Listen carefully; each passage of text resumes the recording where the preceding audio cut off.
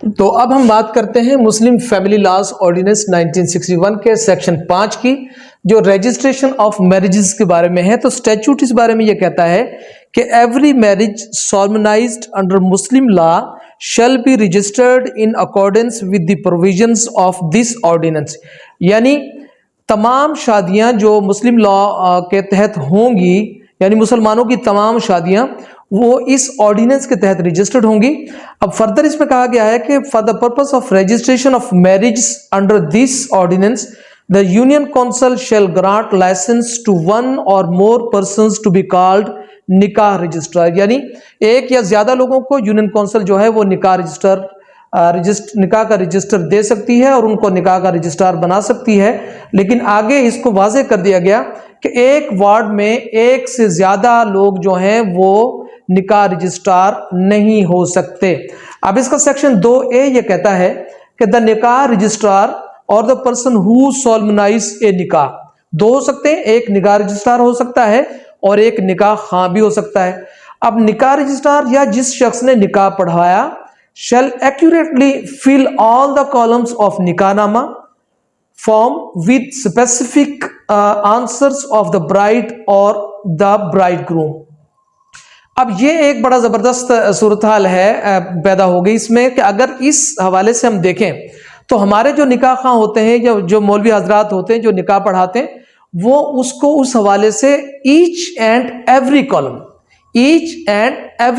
जी मैं ये कह रहा हूं कि हर कॉलम को, ईच एंड एवरी कॉलम, जितने कॉलम्स मौजूद हैं उन सब को एक्यूरेटली उसको फिल करना है। और अगर ऐसा करते हैं कि उनको एक्यूरेटली फिल नहीं करते, मिसाल के तौर पर, चलो उससे बाद में आएंगे, पहले ये देख लें, यानी निकाह पढ़ाने वाला निकाह रजिस्ट्रार या जो शख्स निकाह पढ़ाए उसके लिए लाजमी जिम्मेदारी है कि वो तमाम निकाह के कालमों को दुल्हा या दुल्हन की तरफ से दिए गए मखसूस जवाबात की रोशनी में उनको कलमबंद करे, यानी उनको खाली ना छोड़े। अब every marriage not solemnised by the nikah registrar shall for the purpose of registration under this ordinance be reported to him by the person who has solemnised such marriage. ठीक है जी, जिस आदमी ने उस निकाह को पढ़ाया वो जिम्मेदार है कि वो उसकी इंफॉर्मेशन जो है वो प्रोवाइड करे रजिस्ट्रेशन के लिए रजिस्ट्रार को। अब यहां पर ये चीज आ जाती है कि अगर कोई शख्स जो है वो इनको कंट्रावेन करता है, इन प्रोविजंस को वो इग्नोर करता है, या मिसाल के तौर पर वो निकाह के तमाम कॉलम्स को मुकम्मल तौर पर वो फिल नहीं करता या उसमें एक्यूरेसी नहीं लाता या उसकी इंफॉर्मेशन जो है वो निकाह रजिस्ट्रार को नहीं पहुंचाता, तो उस शक्ल में उसके लिए क्या है।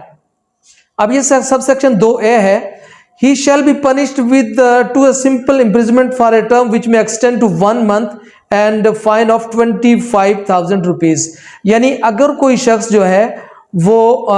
सेक्शन जो इसका 2A है, 2A से मुराद है कि जो आदमी उसको एक्यूरेटली फिल नहीं करता तो उसको जो सजा है वो 1 माह की सजा है और उसमें 20,000 रुपीज का जो है फाइन भी मौजूद है। लेकिन अगर कोई शख्स जो है वो निकाह तो पढ़ाता है लेकिन उसकी इंफॉर्मेशन जो है वो रजिस्ट्रार को आकर नहीं देता और निकाह को वो रजिस्टर्ड नहीं करवाता, तो उस शक्ल में ही shall be punished with a simple imprisonment for a term which may extend to 3 months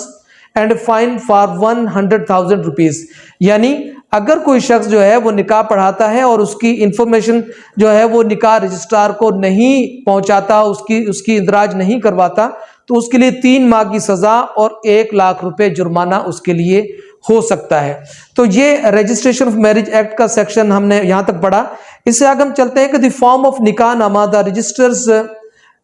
to be maintained, उसको एक मखसूस तरीके से उनको रखा जाएगा। और फिर any person on payment of the, हाँ कि अब ये जो निकाहनामा जो है जो दर्ज हो गया ये एक पब्लिक डॉक्यूमेंट है और कोई भी आदमी उसकी कॉपी जो है वो हासिल कर सकता है, ये एक प्राइवेट डॉक्यूमेंट नहीं है। तो ये उन्होंने इसका जो प्रोसीजर बयान किया है निकाह के रजिस्ट्रेशन का वो है। अब हम प्रोपोजिशंस को डिस्कस करेंगे कि इसके हवाले से कौन कौन से अहम सवालात जो हैं वो जहन में उठते हैं। फर्ज करें जो है कोई आदमी उसमें रिगिंग करता है, निकाह के फॉर्म में रिगिंग करता है, कोई जो उसकी जो अमाउंट है मेहर की उसको एक्सीड कर लेता है या सेक्शन 17 में कोई चीज लिख देता है, तो उसके लिए क्या किया जाए। तो गुजारिश ये है कि इसके 4 परत हैं, और जब इसके 4 परत हैं तो उनका जो ऑब्जेक्ट है बेसिकली वो यही है कि निकाहनामा की 4 परतें होती हैं। एक निकाह रजिस्ट्रार के पास होती है,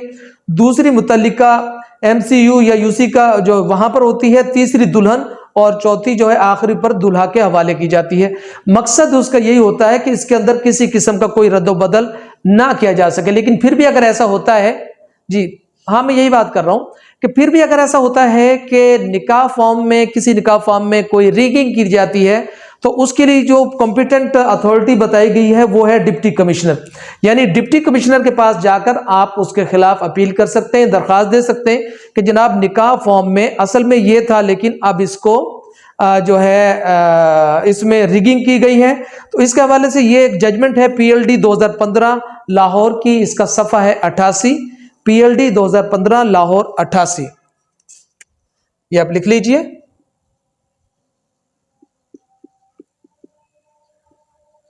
लाहौर 88, इसमें यह होल्ड किया गया है कि अगर कोई रिगिंग की जाती है तो फिर हम डिप्टी कमिश्नर के पास जाकर हम उसको चैलेंज कर सकते हैं और उसका सुधार कर सकते हैं। दूसरा, जैसे मैंने पहले कह दिया कि ये एक पब्लिक डॉक्यूमेंट है, कोई भी आदमी, पाकिस्तान का कोई भी शहरी इसकी कॉपी जो है वो ले सकता है। अब एक बहुत बड़ा सवाल ये पैदा हो गया कि आल्दो अब कोई बंदा जो है वो निकाह जो है उसको पढ़ाता है, लेकिन उसको उसकी प्रोविजंस को वो कंट्रावेन करता है, उसको उसका इंदराज नहीं करवाता, या उसकी जो है फॉर्म्स को खुला छोड़ देता है, यानी उसके अंदर डेफिशिएंसीज छोड़ देता है। अब उस शक्ल में क्या वो निकाह जो है वो वैलिड है या वो इनवैलिड होगा? तो इस हवाले से ये जजमेंट है 2009 MLD 962, 2009 MLD 962। इसमें यह होल्ड किया गया है कि वो जो निकाह है वो तो वैलिड रहेगा, अलबत्ता जो उन्होंने इन प्रोविजंस को कंट्रावेन किया है उनकी सजा के लिए, जो जैसे स्टैट्यूटरी लॉ सेक्शन 5 हमें बता रहा है, उसके लिए हम जा सकते हैं। अलबत्ता निकाह जो है वो वैलिड रहेगा, वो इनवैलिड इस हवाले से वो नहीं होगा। अब अगर कोई ऐसा हो जाए कि एक औरत के लिए 2 दावादार हों, 2 लोग ये कह रहे हों कि भाई इसका निकाह जो है वो मेरे निकाह में है, या दूसरा कह रहा हो कि ये मेरे निकाह में है, उस शक्ल में इसकी जो है वो कानून क्या कहता है, तो इस हवाले से ये एक जजमेंट है, वो आप नोट कर लीजिए। ये PLD 2012 बलूचिस्तान की है, पेज इसका 133 है। इसमें ये होल्ड किया गया है कि जहां पर एक से ज्यादा निकाह के दावादार मौजूद हों वहां पर खातून के बयान को बहुत ज्यादा अहमियत हासिल होती है, जो फरीकैन के दरमियान तनाज़ा के फैसले के बारे में अहम किरदार अदा करती है। इसी जजमेंट में यह होल्ड किया गया है, the validity of the marriage और its non existence are to be determined on the basis of nikah perform between the parties, and this fact can only be raised before and determined by a family court working under the provisions of family court act 1964। यानी अगर कोई आदमी इस नुक्ते को, कि वो कहते हैं, एक आदमी कहता है कि फलां औरत मेरी बीवी है और दूसरा आदमी भी यही इशू उठाता है। अब इस इशू को, जिसकी रेड्रेसल के लिए ना तो हम सिविल कोर्ट में जाएंगे ना हम डिप्टी कमिश्नर के पास जाएंगे, बल्कि इसका जो कॉम्पिटेंट फॉर्म है वो 1964 की जो एक्ट है, एक्ट जो है फैमिली कोर्ट्स एक्ट 1964, इसमें हम जाकर फैमिली कोर्ट से रुजू करेंगे और फिर इसमें जो है इसका हम जो सोल्यूशन लेंगे। अब यहां पर एक सवाल ये पैदा हो गया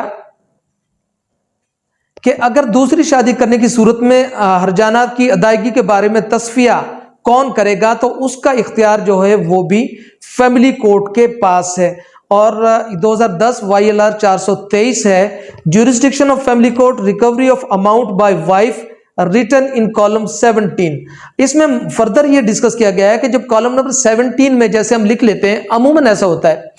कि एक निकाह हुआ, उसके कॉलम नंबर 17 में ये तहरीर कर दिया गया कि अगर फला आदमी उस औरत को, यानी इसका हस्बैंड जो है उस औरत को डाइवोर्स करता है, उसको तलाक देता है, तो उस शक्ल में इतनी अमाउंट जो है, मिसाल के तौर पर वहां लिख दिया कि 1 लाख रुपए अमाउंट जो है उसे पे करनी पड़ेगी, इस हवाले से कि अगर वो इस बीवी को तलाक देता है। तो इसके हवाले से जो फैसला है उसके हवाले से भी कॉम्पिटेंट कोर्ट जो है वो फैमिली कोर्ट एक्ट 1964 के तहत ही उसका फैसला किया जाएगा। उसमें ये जजमेंट है 2010 YLR 423, 2010 YLR 423। तो सेक्शन इसके कॉलम 17 में अगर कोई चीज ऐसी आ जाती है तो वो जेन्युइन है, इनजेन्युइन है, उसकी क्या अथॉरिटी है, उसके हवाले से जो फैसला होगा वो भी फैमिली कोर्ट को उसका इख्तियार हासिल है। तो आज हमने अब ये पढ़ा है कि the Muslim family laws ordinance का सेक्शन 5, इसमें रजिस्ट्रेशन के हवाले से जो इसमें अहम चीजें हैं, जो सवालात पैदा होते हैं, वो मैंने इसके हवाले से डिस्कस किए। आइंदा इंशाल्लाह अब हम इसमें बात करने वाले हैं पॉलीगेमी यानी सेकंड मैरिज के हवाले से।